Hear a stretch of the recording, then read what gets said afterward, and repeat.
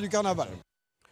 Nous revenons sur l'actualité de ce début du journal. Nous parlions tout à l'heure de l'évacuation de plusieurs familles à Sainte-Rita, mais aussi de la route des plages qui est coupée.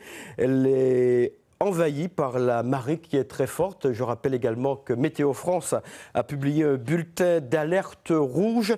Alors, Thierry Merlin est sur place. On le retrouve tout de suite, Thierry Merlin, au niveau de la route des plages. Nous sommes ici sur la route des plages où un phénomène exceptionnel se déroule juste derrière nous.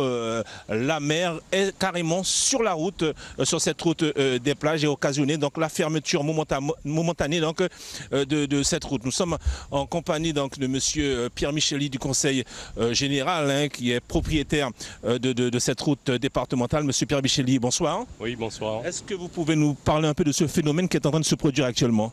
Oui, donc c'est un phénomène que nous surveillons depuis au moins 2 ans. Et nous avons pris le soin de vérifier par rapport au calendrier des marées. Les marées, au moment où il y avait les marées les plus fortes, nous venons voir régulièrement quel est l'effet. Donc c'est une situation que nous avons déjà constatée avec la présence de débris sur la chaussée. Mais jusqu'à maintenant, il n'y en avait pas autant. Ce qui est un peu surprenant, c'est qu'avec une marée de 3,40 m, on a un effet plus remarquable qu'avec une marée de 3,55 m. Donc là, nous n'avons pas encore d'explication, mais ce n'est pas une situation qui nous prend vraiment au dépourvu parce qu'en plusieurs occasions, nous avons déjà dû faire intervenir des entreprises pour procéder au nettoyage de la route. Est-ce qu'il n'y a pas moyen d'anticiper ?